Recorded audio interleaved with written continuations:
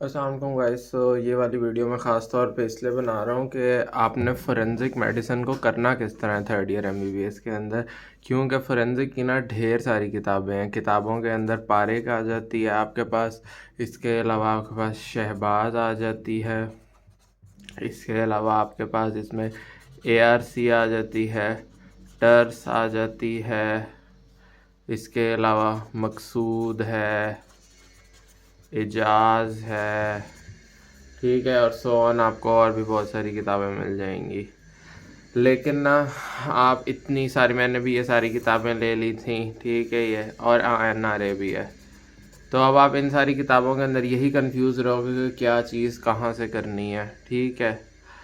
तो मेरा तो आपको मशवरा यही है कि आप स्टैंडर्ड बुक्स की तरफ ही रहो, जितना तो उतना अच्छा रहेगा। स्टैंडर्ड बुक्स दो हैं इसमें से, पारिख और एनआरए। बट मसला फिर आ जाता है इनके अंदर क्या क्या मसाइल हैं। जो पारिख है ना, इसका मसला ये है कि बहुत अच्छी लिखी हुई है बट वेरी एक्सटेंसिव, और ऐसे लिखी हुई है कि आपको ना याद नहीं रहती, ठीक है, याद नहीं रहती। आप यानी चलो अगर इसे पढ़ोगे तो एमसीक्यूज़ तो आपके हो जाएंगे, ठीक है, बट एससीक्यूज़ के अंदर ना you will not be able to produce that much from this book. इसके बाद अगर हम एनआरए पे आ जाएं तो इसके टेबल्स तो मस्ट है ना। मैंने इसकी पीडीएफ तो बना दी हुई है, टेबल्स तो मस्ट है क्योंकि इसका हर टेबल यूक्यू है। बट इसकी जो थ्योरी है ना, बहुत ज़्यादा उसमें मिस्टेक्स हैं और बहुत ही अजीब सी घटिया सी इंग्लिश लिखी हुई है।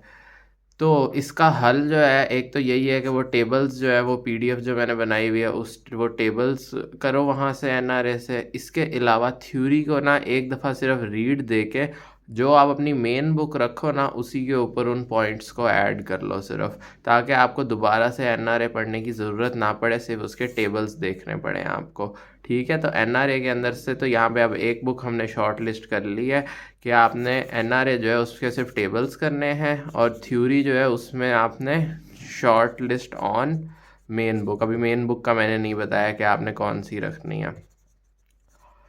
फिर आ जाते हैं हम शहबाज पे। शहबाज जो है ना, बहुत अच्छी किताब लिखी हुई है। इसके अंदर हेडिंग्स वगैरह बना के चीज़ों को लिखा हुआ है, और उस तरह करके लिखा हुआ है जिस तरह आपको चीज़ें याद रहती हैं, ठीक है, और आप पेपर के अंदर उन चीज़ों को प्रोड्यूस कर सकते हो। तो ये शहबाज, और शहबाज ने ना बहुत सारे टॉपिक्स हैं जिनमें पारिख को ही इस तरह करके हेडिंग वाइज करके लिखा हुआ है, जिस तरह टॉक्सी हो गई, पर्सनल आइडेंटिटी होगी, वो उन्होंने सेम टू सेम वही पारिख को ही आपके पास शहबाज वालों ने किया हुआ है। तो उन चीज़ों के लिए, उन चैप्टर्स के लिए आई विल हाईली सजेस्ट कि शहबाज की जाए आप, कि शहबाज करो, क्योंकि उससे हेडिंग्स के आपको याद भी रहेगा और आप पेपर में अच्छे से प्रोड्यूस भी कर सकोगे। फिर लेकिन मसला आ जाएगा कि बहुत सारे एमसीक्यूज़ वाले पॉइंट्स होंगे जो कि आपके स्किप हो जाएंगे। अब वो जो एमसीक्यूज़ वाली बात होगी ना, उसको कवर करने के लिए एक किताब होती है मकसूद, ये मैंने रखी हुई है, साथ ही है। इसमें हर चैप्टर के ना 200 एमसीक्यूज़ बताए हुए हैं जो कि पारिख से, अब ये देखो उसने साथ साथ रेफरेंस और पेज नंबर भी बताया हुआ है, पारिख 7.14, पारिख 10.22, ठीक है। तो इस तरह करके ना मकसूद जो है वो सारे पारिख के एमसीक्यूज़ को कवर कर देती होती है। बाकी जो टर्स है ना, टर्स और शहबाज में कोई फ़र्क नहीं है। टर्स के अंदर बस उन्होंने उसे मज़ीद कॉम्पैक्ट करके लिखा हुआ है, ठीक है, कॉम्पैक्ट टेबल्स वगैरह बना बनू के लिखा हुआ है। शहबाज में उसको थोड़ा सा फैला के एक एफएससी की किताब की तरह का लिखा हुआ है। फिर आ जाती है एआरसी। ये तो भाई जेम बुक है ना। इसके अंदर तमाम जो यूनिवर्सिटी क्वेश्चंस आए हुए हैं ना आपके, वो अच्छे से जिस तरह आपने पेपर में लिखने होते हैं ना वैसे ही एक्सप्लेन किए हुए हैं।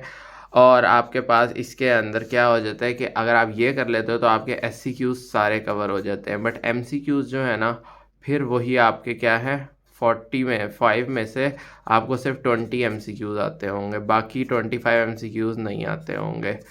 उसका हल क्या है? उसका हल फिर यही मकसूद है।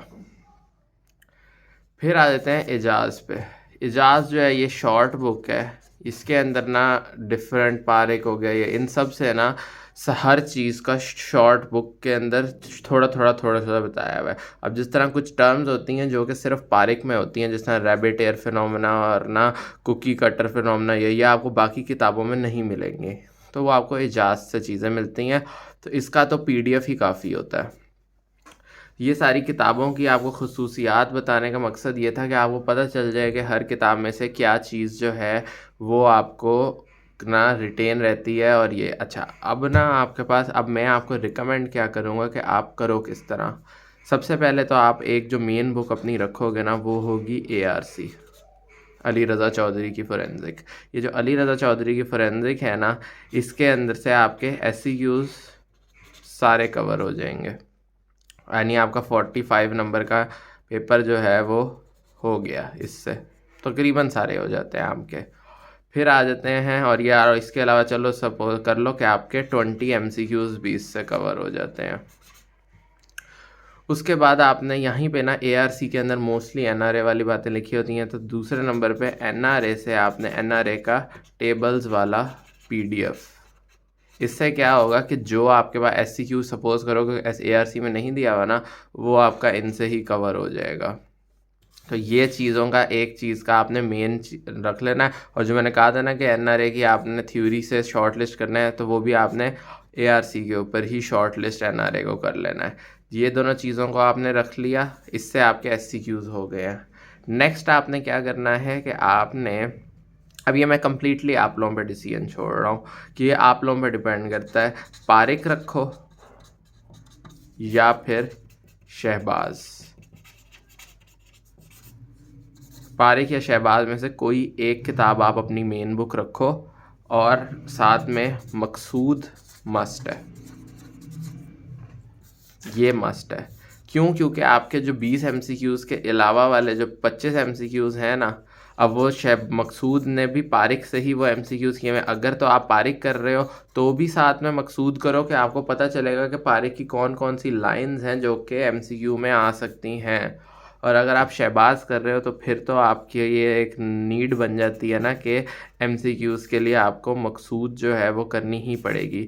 तो इसलिए पहली मस्ट बुक ARC, दूसरा ये NRA के टेबल्स, और तीसरी मकसूद। ये 3 चीज़ें मस्ट हो गई हैं। अब आपके पास जो रह गई है वो आप पे अब मैंने छोड़ा है कि पारिक करनी है या शहबाज। अब दोनों जो हैं बुक्स तकरीबन सेम है, दोनों में टॉपिक्स जो जो हैं वो सेम है, ठीक है।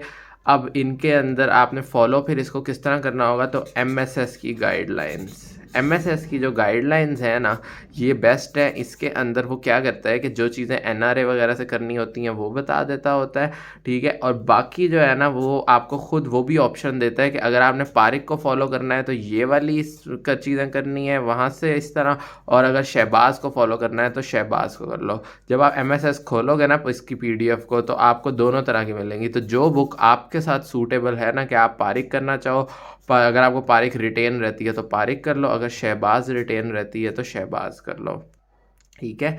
तो ARC मस्ट करनी है, NRA के टेबल्स मस्ट करने हैं, मकसूद के MCQs मस्ट करने हैं।